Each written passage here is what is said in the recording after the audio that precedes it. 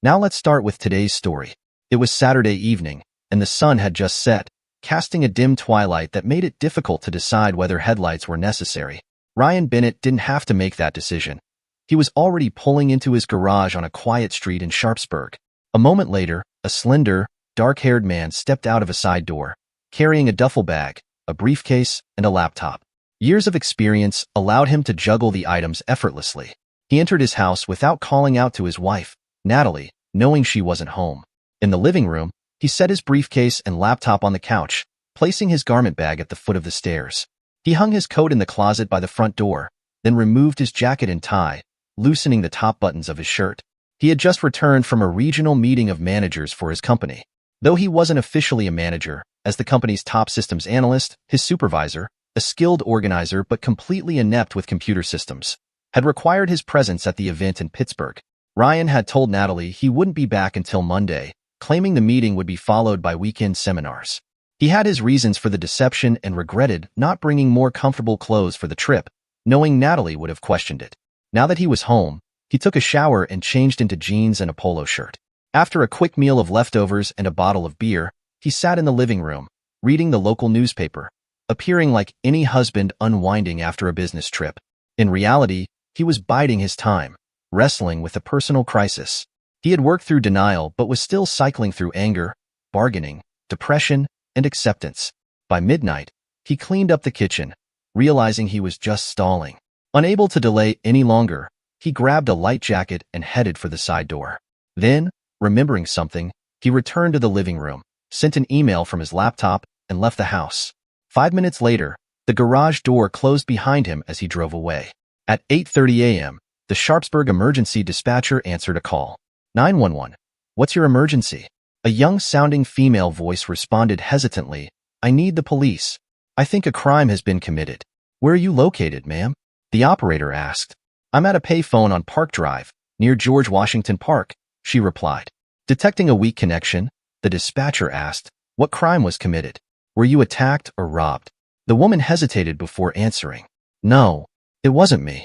I'm fine. But I was running through the park on the access road to the picnic area and saw a car parked there. The doors were open, the lights were on, and there was a lot of blood. Now fully alert, the dispatcher asked, do we need an ambulance? Were there any injuries? No, no one was there, she said quickly. Just the empty car and the blood. After a brief pause, she added, I didn't look around much. I was scared someone might still be there. So I ran to this pay phone to call you. You did the right thing, the dispatcher reassured her. Officers are on their way and should arrive in less than 10 minutes. Please wait for them so you can show them exactly where you saw the car. Panicked, the caller responded, No, I'm not waiting. What if someone comes after me? I'm going home. Then she hung up. The emergency operator stared at the screen as the call abruptly ended. Damn it. I hope I didn't pull officers away from something more important. Around 2 o'clock in the afternoon, Detective Peter Kinsley arrived at the Bennett residence. As he stepped out of his car, a blonde woman pulled into the driveway. He quickly approached her. Excuse me, I'm looking for Mrs. Bennett. She turned, pulling a suitcase from the trunk, and replied, I'm Natalie Bennett. Do I know you? No, ma'am, Kinsley said, flashing his badge and ID. I'm Detective Peter Kinsley with the Sharpsburg Police. We're trying to locate your husband, Ryan Bennett. His car was found abandoned in George Washington Park this morning. Natalie's brow furrowed with concern, but then she shook her head. That's not possible. Ryan is in Pittsburgh. He always leaves his car at the airport. You must be mistaken. Kinsley remained firm. I'm afraid not. Both the license plate and VIN match his registration. Confused, Natalie walked toward the side door. If it's really his car, then it must have been stolen from the airport. I don't know what else to tell you. Kinsley pressed further. When did you last speak with your husband? Could you call him now to confirm he's in Pittsburgh? Does he have a cell phone? Natalie stopped, set down her bag, and rummaged through her purse for her phone. He called me yesterday morning from Pittsburgh. I'll call him now. She dialed Ryan's number. But instead of ringing in Pittsburgh, a phone chimed in the detective's pocket. Kinsley answered, Hello, Mrs. Bennett. Natalie's eyes widened. How did you get Ryan's cell phone? I can't give it to you, he replied. It's evidence in a potential major crime. It was found in your husband's car. Natalie's concern deepened. Major crime? What do you mean? Your husband's car was discovered with the doors open and a bullet hole. We need to find him to rule him out as either a victim or a suspect. Can you call his hotel in Pittsburgh? Natalie grabbed her briefcase, her hands shaking slightly. Sure. He always stays at the same Holiday Inn. The number's in my address book. Come inside, and we'll sort this out. In the kitchen, Natalie quickly found the number and called the hotel. After a brief conversation, she hung up, looking even more shaken. Ryan's briefcase and laptop are in the living room, she said, her voice tight with confusion. I don't understand. Detective Kinsley's expression darkened as he pulled out his phone. Hey, Dave, it's Pete. I need a search warrant for the Bennett house. We need to determine if Mr. Bennett is a victim or a suspect. Get it here ASAP. I'll be waiting. He ended the call and took a seat across from Natalie. A search warrant? She asked, stunned. You don't need one. Just look around. I want you to find my husband. I appreciate that, Mrs. Bennett, Kinsley replied, his tone calm but firm. But I have to follow protocol. If your husband is involved in anything illegal, any evidence we find without a warrant won't hold up in court. Natalie's expression twisted with anger. Illegal? Ryan isn't involved in anything illegal. He works with computers. Kinsley studied her carefully. Then why did he come back to town without telling you? Natalie suddenly turned pale. Her lips parted, but no words came out. Then, in a whisper, she said, Oh no, he can't be. Panic flashed across her face. I have no idea why he came home early, but I know he's not involved in anything illegal. Her breathing quickened. Ryan could be hurt somewhere. You have to find him. Detective Kinsley softened his tone. We don't know anything for sure yet, Mrs. Bennett. Our officers are doing everything they can to locate him. In the meantime, why don't you make some coffee while we wait for the warrant? Natalie hesitated, then nodded stiffly and turned to the coffee maker. Just as she started preparing the coffee, Kinsley spoke again. While we wait, could you tell me how you spent the last 48 hours? We need statements from everyone involved. Natalie tensed again, her hands pausing over the coffee pot. Kinsley waited a few minutes before asking Natalie for a preliminary statement. They sat at the kitchen table, drinking coffee, as he explained the current situation. He described the condition of Ryan's car, mentioning the bullet hole and traces of blood. He added that forensic analysis suggested a second gunshot had struck the body, which had been found lying on firewood next to the vehicle. The bullet was being examined. The car had been towed for further inspection, and both the medical examiner and forensic team were still processing the scene. A short while later, Kinsley's partner, Detective David Clean, arrived with a search warrant and 2 forensic technicians. They immediately began a thorough search of the Bennett home, garage, and car. Kinsley arranged for Natalie to provide Ryan's razor and toothbrush for DNA comparison. Overwhelmed with distress, Natalie was asked to rest on the couch while the team continued their work. After about an hour, the search concluded. The team decided to collect only Ryan's briefcase, laptop, and DNA samples. When Kinsley attempted to access the laptop, he found it password protected. Mrs. Bennett, do you know your husband's laptop password? He asked. Natalie, eager to help, replied. It used to be his first and last name followed by his birth year. Something like Benria 1978. Kinsley tried several variations, but none worked. He reassured her, our technicians will find a way around it. Once the evidence was secured in the forensic van, Kinsley sat down with Natalie to record her statement. Mrs. Bennett, I need some basic details about your whereabouts over the weekend. Let's start with Saturday morning. Natalie took a deep breath before answering. On Saturday morning, I stayed home and did some chores. Ryan called from Pittsburgh around 1 o'clock or 1:30, apologizing for not being home. I went shopping until about 4:30, then came back. After dinner, around 7:30, I went to a friend's house and stayed overnight. This morning, I slept in, took my time, and arrived home around 2 o'clock. As she spoke, she became increasingly tense, her gaze fixed on the floor, hands clenched into fists. Kinsley finished writing and closed his notebook. That's enough for now, but we may need more details later. Please be prepared to answer additional questions if necessary. He pocketed his notepad and pen before turning to another matter. Do you have any recent full-length photos of your husband?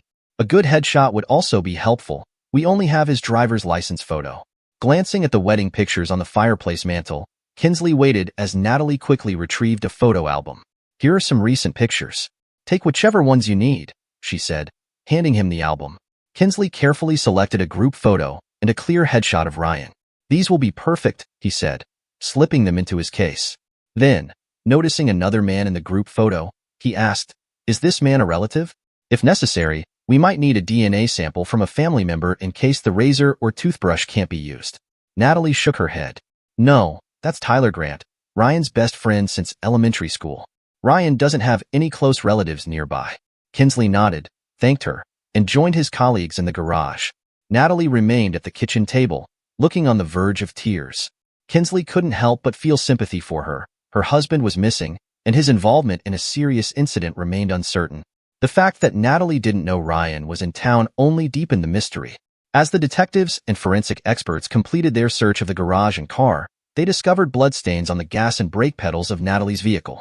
This prompted them to tow it for further examination. While the forensic team packed up their equipment, the detectives discussed their impressions of Natalie. Kinsley, standing near the side door, turned to his partner. "What's your opinion of Mrs. Bennett? I have my doubts, especially after finding blood in her car." Clean considered for a moment before responding.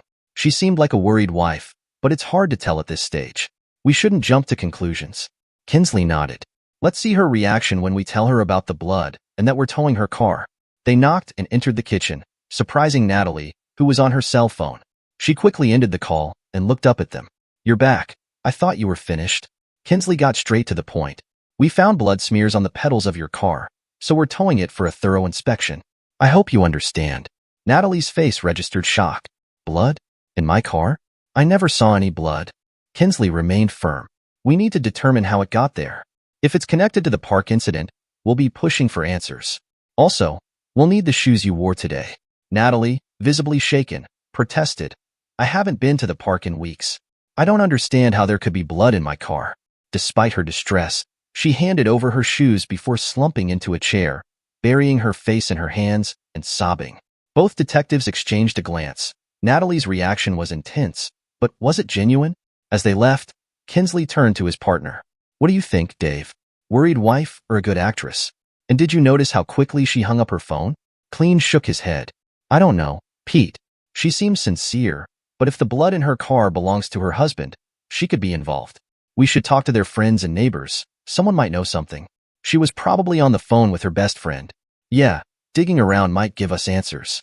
More importantly, I want to know why Ryan came back early. That could be the key." Kinsley bagged Natalie's shoes as evidence.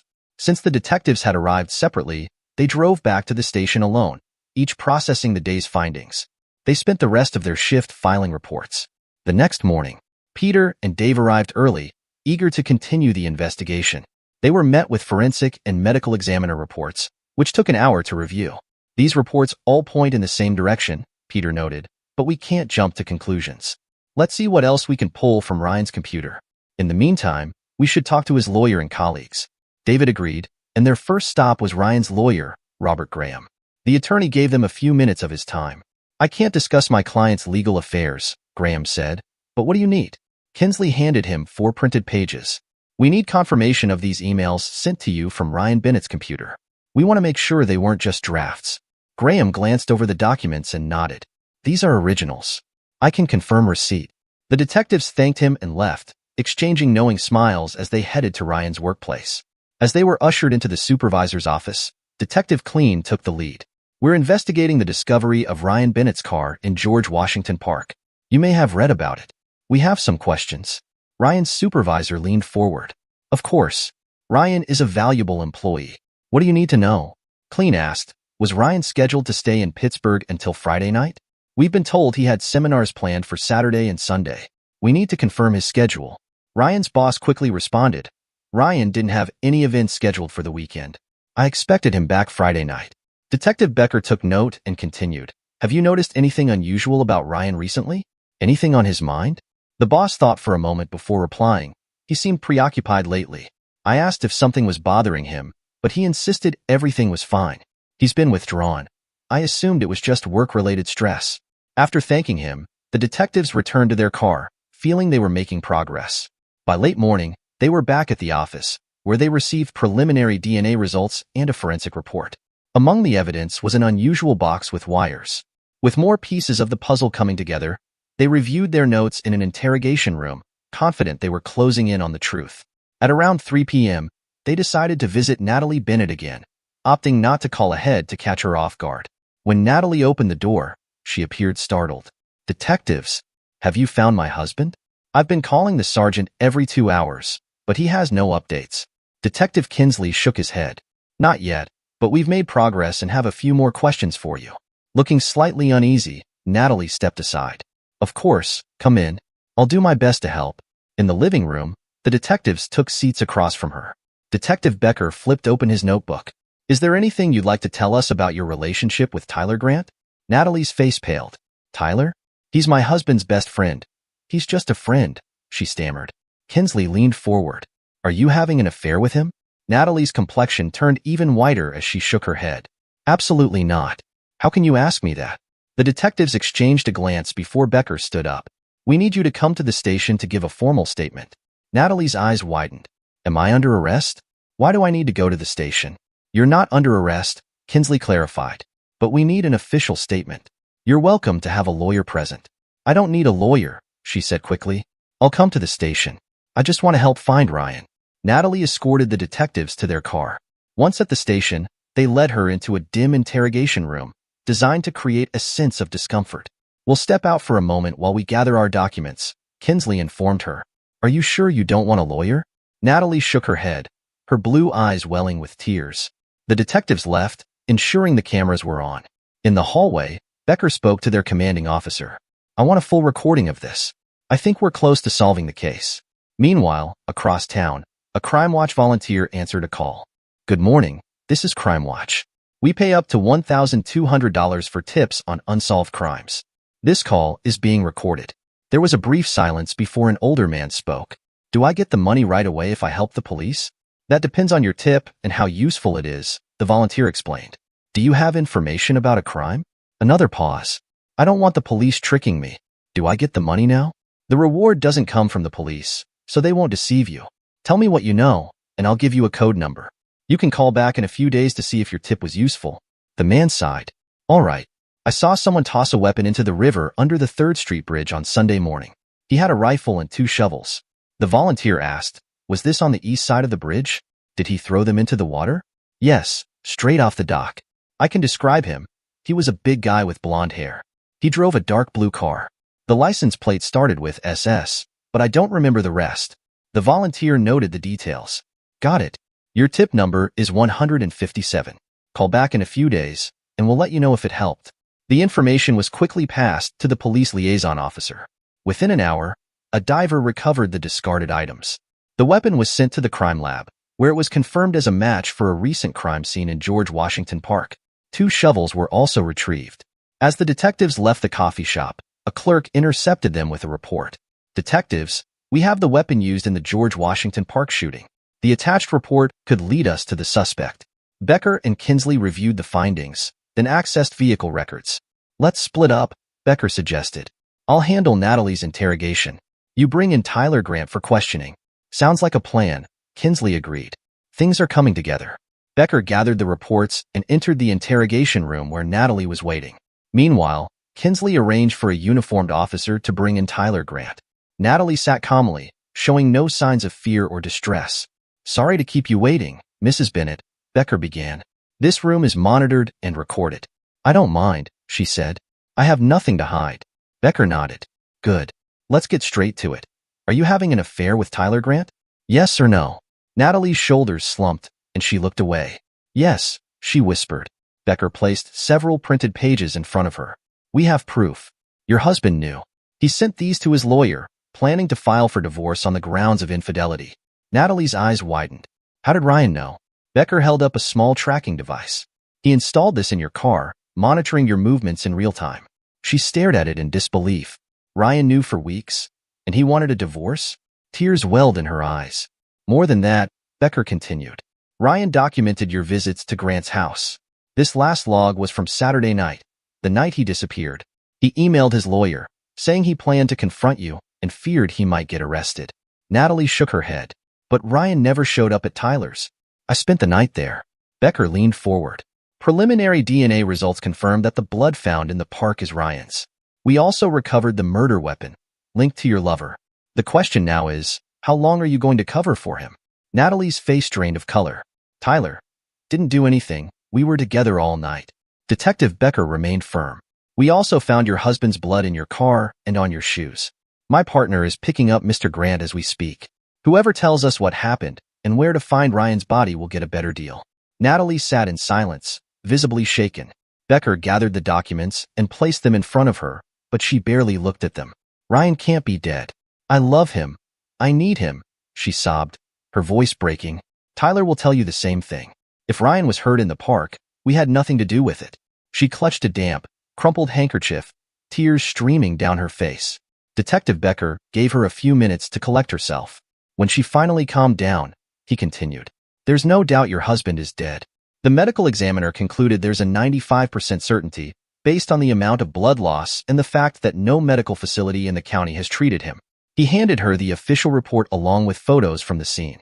The sight of the bloody images made her break down again. I'll leave you alone for a few minutes to think, Becker said. Denying involvement isn't going to help you. As he stepped out, he placed the reports on his desk and shook his head while passing his commanding officer. Needing a break, he headed to the break room for coffee, while his commander monitored Natalie through the interrogation room camera. Meanwhile, Detective Kinsley drove to Tyler Grant's house, where a patrol car was already waiting. He was almost surprised when Grant answered the door right away. Yes, officers? How can I help you? Grant asked, eyeing them cautiously. Detective Kinsley introduced himself. I'm Detective Kinsley, investigating Ryan Bennett disappearance. We need you to come to the station for questioning. Mrs. Bennett is already there, and we have some questions that require your input. Grant hesitated. Am I under arrest? I know Ryan is missing, but I don't see how I can help. You're not under arrest, Kinsley assured him, but we need your cooperation.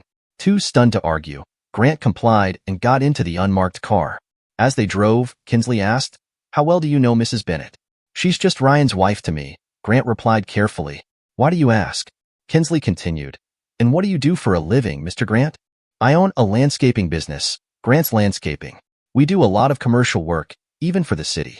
At the station, Grant was placed in an interrogation room next to Natalie's. Kinsley gathered Becker's folders and began the questioning. Initially, Grant denied any affair, but confronted with emails and surveillance reports, he finally admitted it. He confessed that the affair had lasted nearly 4 months, but insisted that neither he nor Natalie had harmed Ryan. We never left my house that night, Grant maintained. As Kinsley pressed him further, Grant suggested an alternate theory. If Ryan found out about us, he might have snapped. He could have staged something to make it look like we were involved. He and I have a complicated history. Kinsley wasn't buying it. We have the murder weapon. A witness saw someone matching your description disposing of it, and we even have most of your license plate number. Do not try to claim Ryan orchestrated an elaborate setup to frame you. Grant grew agitated. You don't know Ryan. We've been best friends since elementary school, but I learned the hard way not to mess with his girlfriends or his wife. Back in high school, I dated one of his exes behind his back. When he found out, he scared the hell out of me. And trust me, even though I'm bigger and stronger, he made it clear he'd eliminate me if I ever did it again. Kinsley raised an eyebrow. So you were afraid of him, but you still had an affair with his wife? Grant exhaled sharply. I couldn't help it. There was something between us for years, and a few months ago, I made a move. We've been seeing each other ever since. I just can't believe he found out. We were so careful. The detective sifted through the reports. Affairs often lead to homicide. I think you and Natalie planned this together. You can either tell the truth now or face the maximum penalty. Grant shook his head vigorously. We had nothing to do with it. If Ryan found out, maybe he did something drastic, but I swear we didn't hurt him. Kinsley leaned in. We have enough evidence to search your home, car, and office. Confess now, and you might get some leniency. Think carefully, Tyler. Grant's temper flared. I didn't hurt Ryan. Maybe Natalie did something, but I had nothing to do with it. Kinsley gathered his papers and stood up. When co-conspirators get caught, one always tries to blame the other. You won't be leaving anytime soon. Outside, Kinsley found Becker reviewing a new report. The shovels recovered from the river? Becker said. They came from Grant's Landscaping. Kinsley smirked. They thought we wouldn't find out. The detectives gathered their evidence and presented it to the district attorney. Despite not having a body, the case against Natalie and Tyler was strong. The DA determined there was enough to press charges. Half an hour later, Natalie Bennett and Tyler Grant were officially charged with the homicide of Ryan Bennett. As their Miranda rights were read, both maintained their innocence. Following their arraignment, they were fingerprinted and photographed, neither needing to be reminded not to smile. As they were led back to their cells, they finally spoke for the first time since being charged. What are we going to do, Tyler? They can't seriously believe we had anything to do with Ryan's disappearance, can they? Natalie asked, her voice shaky. We need our own lawyers, or maybe share one to save money since we're accused of the same thing. But this is all wrong. I think Ryan set us up, Tyler replied, frustration evident in his tone. Natalie stared at him in disbelief. You can't honestly believe that. Why would Ryan go to such extremes? Tyler sighed. I don't think you knew Ryan as well as you thought. I'm surprised he didn't do something drastic the moment he found out about us. If I had thought he knew, I never would have touched you. He then told Natalie about an incident in high school when he had secretly dated one of Ryan's girlfriends. Standing by the cell bars, separated by a concrete wall, they could talk freely. I don't believe Ryan would do this, and I don't even know how he found out. We were always careful, only meeting when he was out of town, Natalie said thoughtfully. Then, her voice softened with emotion. I regret betraying him. Even if he isn't dead, I want a divorce. Tyler listened to her quiet sobs. Natalie, stop it. You knew the risks when you came to my house. You were aware of the consequences. She wiped her tears and whispered, You're right. I just hope he forgives me. After a moment of silence, Natalie suggested, I could call Robert Graham, our attorney. Maybe he can represent both of us and split the costs. Tyler agreed, and Natalie got an officer's attention to make the call. However, Robert Graham declined due to his involvement in Ryan's divorce proceedings, recommending his colleague, James Whitmore, instead. Natalie accepted the recommendation, and Whitmore was on his way. When James Whitmore, a seasoned lawyer, arrived, introductions were brief. He reviewed the charges and turned to Natalie first. Mrs. Bennett, tell me what happened. What did the officers say? Natalie recounted everything through her tears. I had nothing to do with it. I love Ryan. I could never hurt him. Whitmore then turned to Tyler. Your turn. Tyler summarized his experience, firmly stating, We had nothing to do with Ryan's disappearance. I think he planned this to frame us. Sensing urgency, Whitmore said, Our priority is getting you both out of here. Bail will likely be set at $100,000 each. Will that be an issue? Natalie's eyes widened in shock. I need $100,000? No, just 10% or $10,000 cash for the bail bond, Whitmore reassured her. They agreed they could manage bail and were eager to be released. Whitmore informed them, You'll be arraigned tomorrow morning. Bail will be set then, and you'll make arrangements to get out. Prepare to spend the night here. Both reacted poorly to the news, but Whitmore explained that he couldn't do more until the charges were officially filed. Once they were out, he planned to meet with the district attorney to review the evidence. Natalie and Tyler were returned to their cells, where they endured a restless night, given greasy takeout food, a single blanket, and loud, unruly cellmates. The next morning at 10 o'clock, they met with their attorney before court. Despite their disheveled appearances, they both entered pleas of not guilty. As expected, bail was set at $100,000 each. Tyler, who owned a home and business, quickly arranged a $10,000 bond and was released by early afternoon. Natalie, however, was less fortunate. Without sole ownership of her home and discovering that their joint savings account had been emptied, she was forced to call her parents for financial help. After much persuasion, they reluctantly agreed to provide the $10,000, but the delay meant she spent another night in jail, this time with 2 tipsy courtesans. The next day, after her financial matters were resolved, Natalie was released. She went home, took a long shower, and ignored her ringing phone. In the weeks that followed, Natalie learned that Ryan had withdrawn their savings before filing for divorce, ensuring he protected his share. However, she had no idea what he did with the money. Meanwhile, she and Tyler met with James Whitmore several times as he worked to obtain copies of the evidence. He planned to meet with the district attorney to argue for dismissal, citing the difficulty of securing a conviction without a body or direct witness. Whitmore suggested hiring a private investigator to explore whether Ryan had orchestrated his own disappearance. Tyler agreed, while Natalie remained convinced that Ryan had been the victim of a botched carjacking. Over the next few weeks, the investigator found no leads. He attempted to track down the anonymous tipster who had reported the discarded rifle and shovels, but no one recognized the voice from the call. The tipster never followed up, adding to the mystery. Meanwhile, tensions between Natalie and Tyler escalated. After his release, Tyler suggested they continue their affair, but Natalie refused. I want nothing to do with you except for our court case, she said, often crying. Tyler's response was cold. Suit yourself, Natalie. You're not the only woman in town. They only spoke in the presence of their lawyer, keeping their distance otherwise. Their once passionate affair had turned bitter.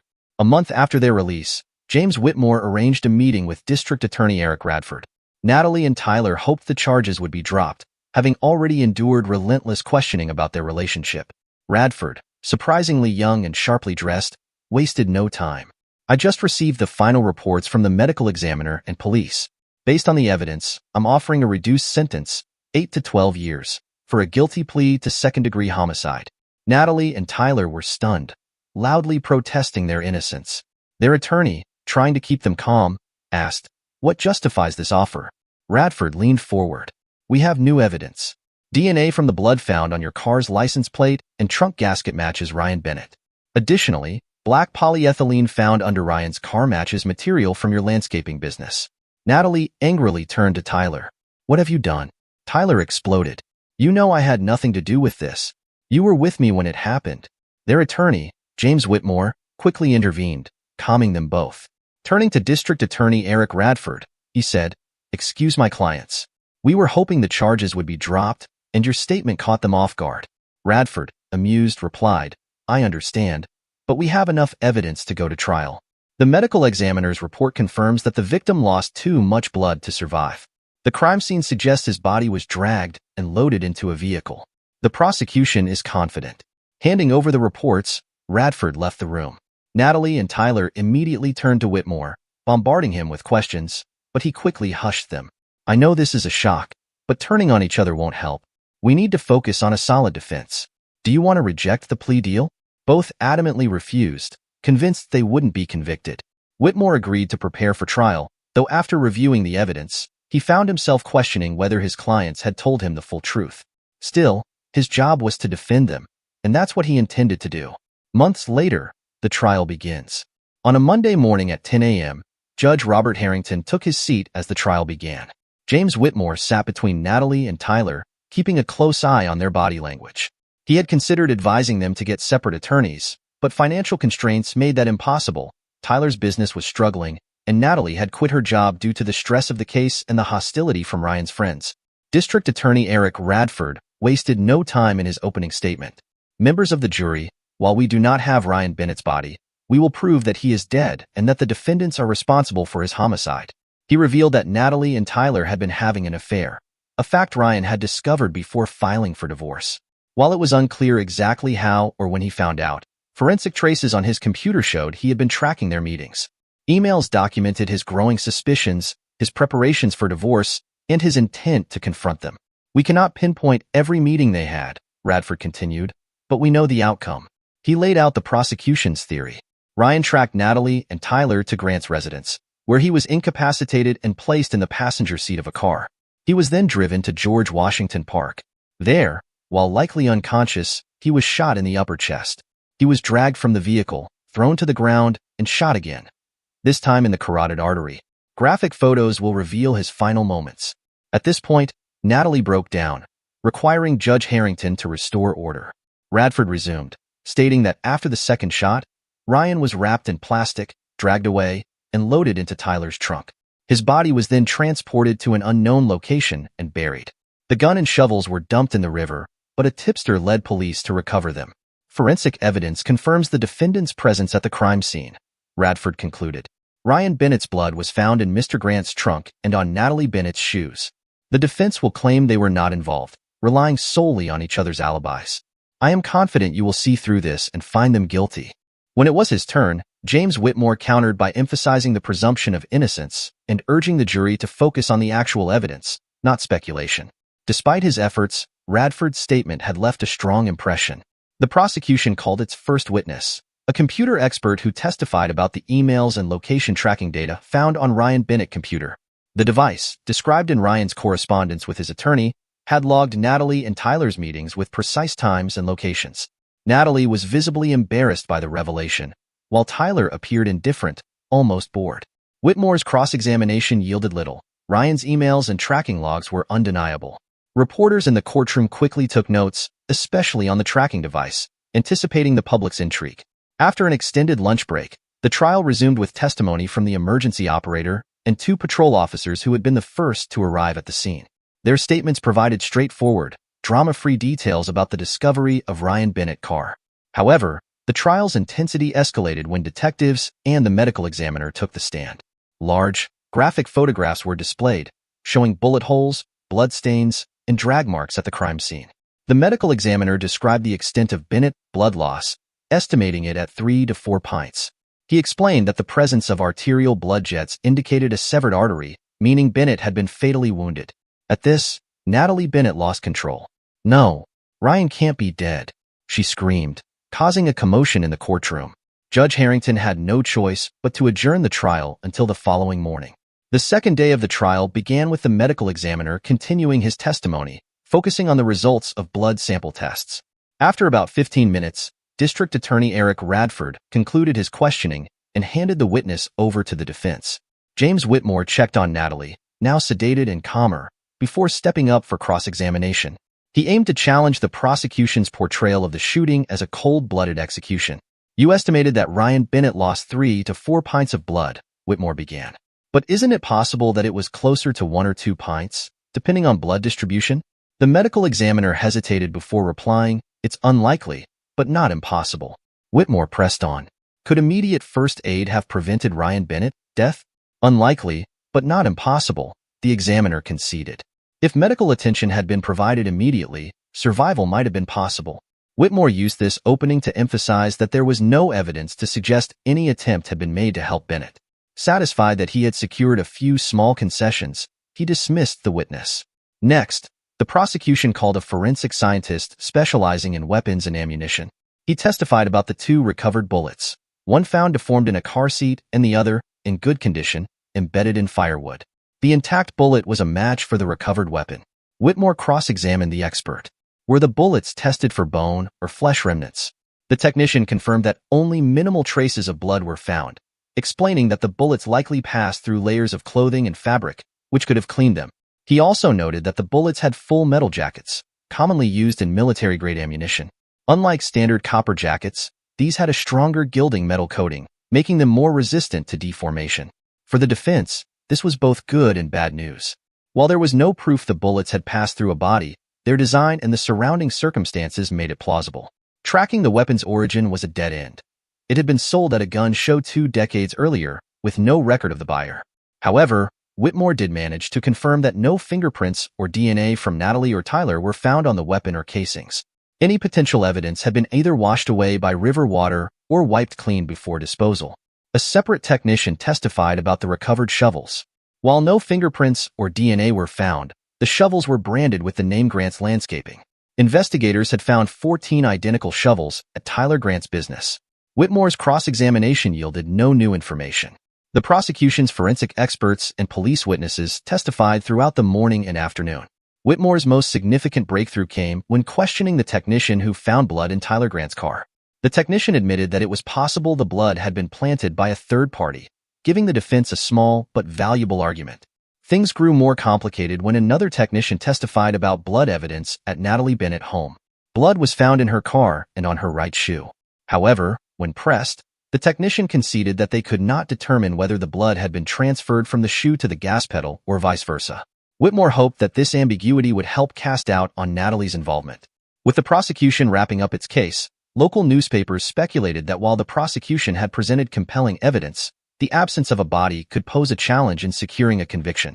They noted that the defense's strategy relied on casting doubt over whether Ryan Bennett was truly dead. On the third morning, James Whitmore called his first defense witness, Dr. Donovan, a blood analysis expert. Dr. Donovan testified that the crime scene blood evidence had not been collected or analyzed as thoroughly as it could have been. He argued that properly testing blood-soaked soil could have provided a more accurate estimate of blood loss.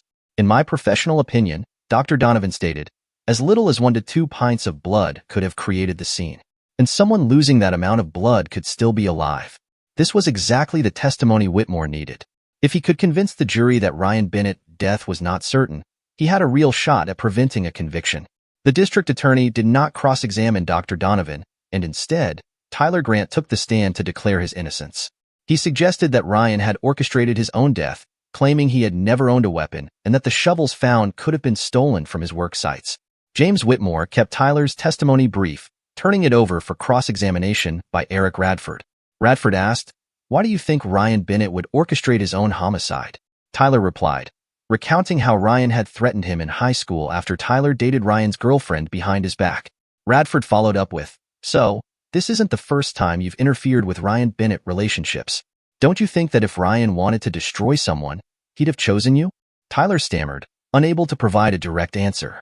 He muttered that his physical advantage over Ryan would have prevented a confrontation. Radford pressed further. So you think you could intimidate your friend into taking his own life?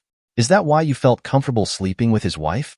Without waiting for an answer, Radford added, your actions show you're a narcissist who believes you can have any woman and disregard friendship. James Whitmore objected, arguing that the prosecutor was testifying rather than asking questions. Judge Harrington agreed and instructed the jury to disregard the prosecutor's last statement. Despite this, Tyler was visibly upset and left the stand without further comment. Whitmore realized Tyler's testimony had backfired but hoped Natalie's testimony might help. When Natalie took the stand, she emphatically stated that she had not been involved in her husband's attack and suggested that Ryan might have been carjacked. James chose not to ask her any additional questions. The prosecutor then asked, "Where were you between midnight Saturday and 2 p.m. Sunday?" Natalie, embarrassed, replied, "I was with Tyler Grant at his house from 8 p.m. Saturday until about 1:30 p.m. Sunday." The prosecutor pushed, "You didn't quite answer the question. Tell us what you did from midnight Saturday to Sunday." Flustered, Natalie answered, "I was in Tyler's bedroom at midnight. We were, doing it." The prosecutor pressed on, "How long did this last?" Natalie, now more embarrassed, admitted, "Probably until after 1 a.m. "And then?" the prosecutor asked. "We slept until about 5:45 a.m., Natalie replied. "Was Mr. Grant in bed when you woke up?" The prosecutor continued. "Yes, he was there," Natalie said. "We got busy again and went back to sleep around 6:30, then got up at 11 a.m. The prosecutor clarified. "So you woke him up to do it again at 6:30? Natalie, still embarrassed, replied, "No, he was already ready." Seeing the jury's reaction, the prosecutor moved in for the final blow. "Tell us exactly how you woke him up." Natalie resigned, saying, "I just started doing it with him." The prosecutor, sensing an opening, asked, "You said you love your husband. Is that true?" Natalie answered emphatically, "Yes."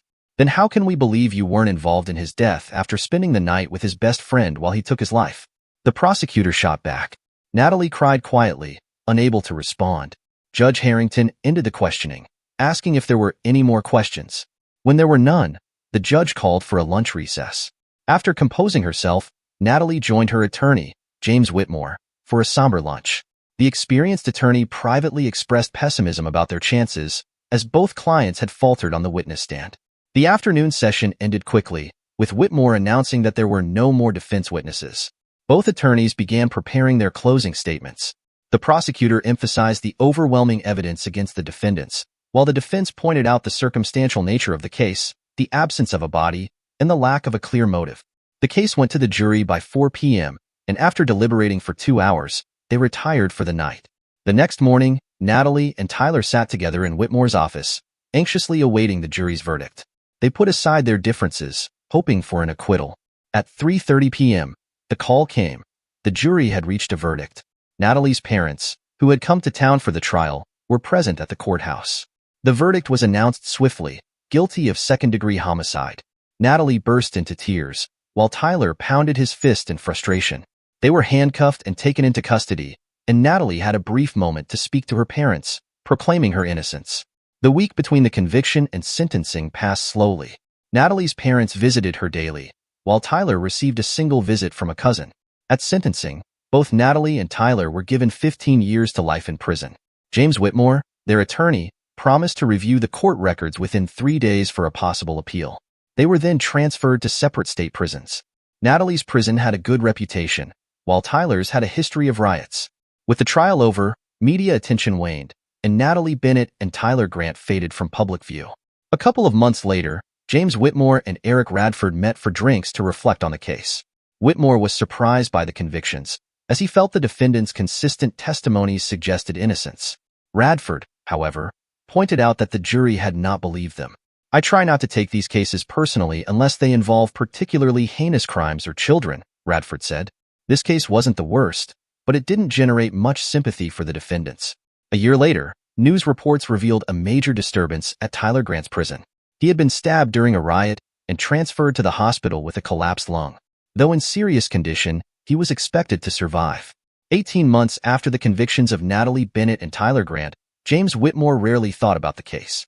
He spent the first year reviewing the transcripts but found no legal grounds for an appeal.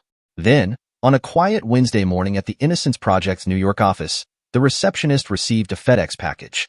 Inside were a DVD, a sealed biohazard bag, and a multi-page letter. Curious, she called Tony Kelly, a young lawyer with the Innocence Project. Kelly, who had been with the project for a year and was accustomed to legal research, took the package to his office. Sitting at his desk, he began reading the letter. It was addressed to the Innocence Project and started with, regarding the convictions of Natalie Bennett and Tyler Grant. I don't know where to begin, so I'll start at the beginning. My name is not important, but the information I have could change the lives of the 2 convicted and 5 others, including me. The letter went on to explain how the writer had hired a man named Ryan for his business about 17 months ago. Ryan was an exceptionally skilled worker, and within 2 months, the writer's business had grown by 40%. Ryan, who had just arrived in town, lived in the writer's basement while working together. They quickly became friends, and over time, the relationship evolved into a family bond. Ryan even became a father figure to the writer's son. The writer revealed that Ryan had once confided in him about his troubled past. He had been running from a failed marriage after his wife had betrayed him with a close friend, nearly leading him to self-destruct. Over time, Ryan grew closer to the writer's family. For days prior, Ryan collapsed at work and was diagnosed with a serious heart condition. After surgery, Ryan shared his story, fearing it would die with him. Ryan wanted his story told, and the writer, agreeing to share it, sent the letter along with a DVD to the Innocence Project to ensure the truth would come to light. The letter detailed Ryan's previous life, how he had been happily married to Natalie for 6 years before noticing a bruise on her chest. Initially thinking it was from an accident, Ryan eventually suspected it was a love bite, realizing it wasn't from him. Troubled by his suspicions, Ryan became obsessed with finding answers. He believed these suspicions, though circumstantial, might explain everything. The writer's story continued with the dramatic events surrounding Ryan's discovery. Ryan quickly decided how to confirm his suspicions. 3 days after installing the tracking device in his wife's car, he checked the monitor at work. Natalie had claimed she was going shopping, but the tracker showed she went to Tyler Grant's house instead. An hour later, her car was still there. Suspicious, Ryan called her, and when she insisted she was shopping, he knew something was wrong. That evening, she gave him a false story about her whereabouts, and while he felt sick, he chose not to jump to conclusions. He observed her behavior for another week while on a business trip, tracking her car across 3 states, ultimately following her to Tyler's house from 8 p.m. to 2 a.m. She had lied about being home the entire night. The confirmation of her infidelity devastated him. When he returned, he contemplated taking drastic action. Although he knew Tyler was known for his charm with women, he never imagined he would pursue Natalie. Her betrayal broke his heart. That night, Ryan visited the elderly widow next door, pretending to borrow a wrench.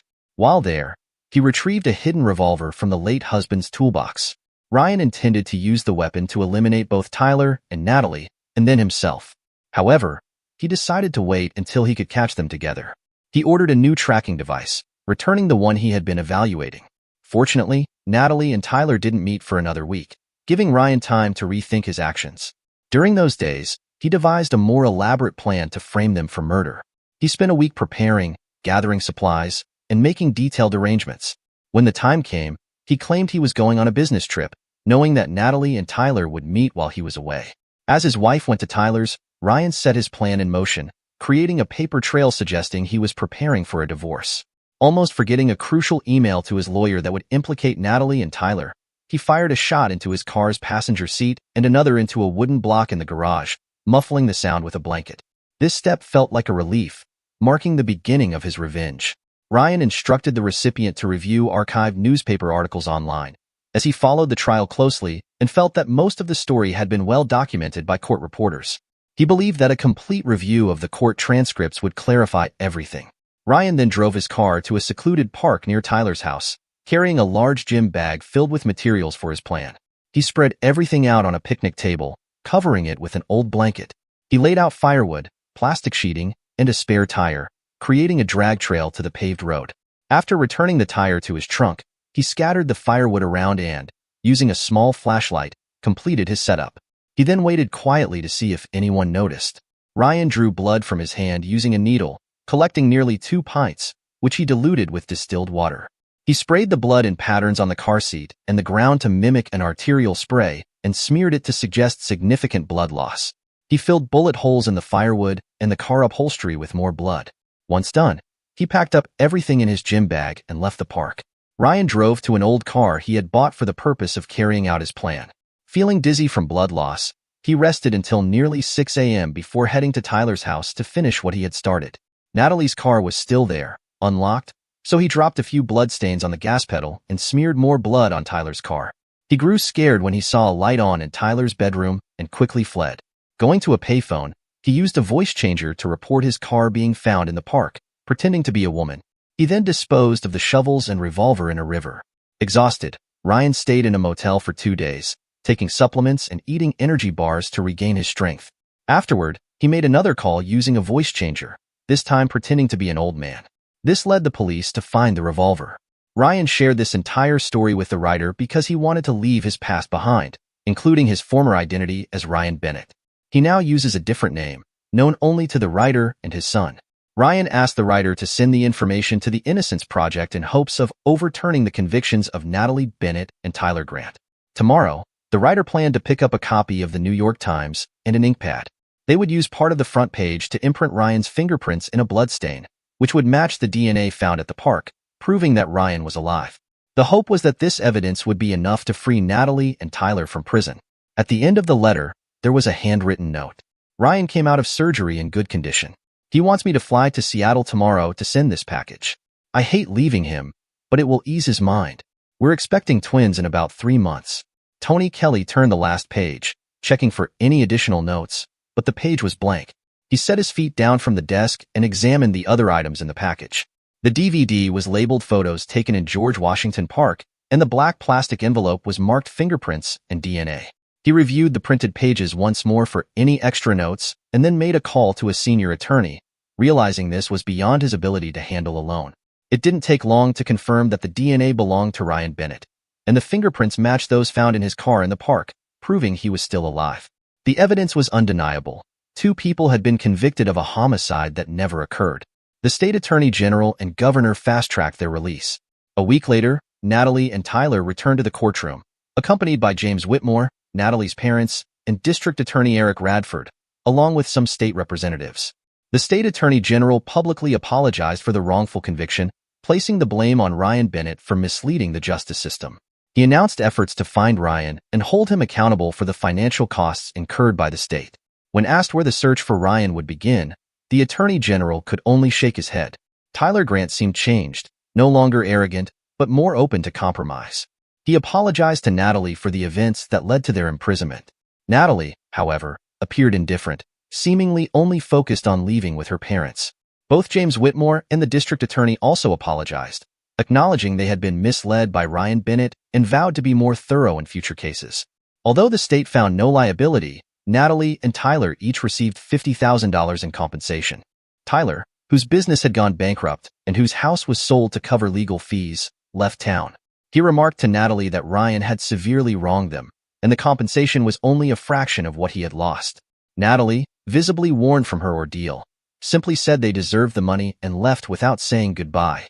2 weeks after the news of their release, a large envelope arrived at James Whitmore's office. Inside was a note addressed to the attorney and a sealed envelope for Natalie. James personally delivered the letter to Natalie at her apartment. After a brief conversation, he left her with the envelope. She opened it with apprehension, recognizing Ryan's handwriting. She read the letter. Natalie, I apologize for the time you spent in jail. Your betrayal with Tyler drove me nearly insane.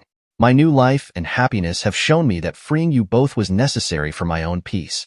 I know authorities will search for me, but I am confident in my new life with my new family. Good luck and goodbye. The letter slipped from her hand, shattering any remaining hope of reconciliation with Ryan. Dear listeners, please share your thoughts in the comments section below and don't forget to like, share, and subscribe.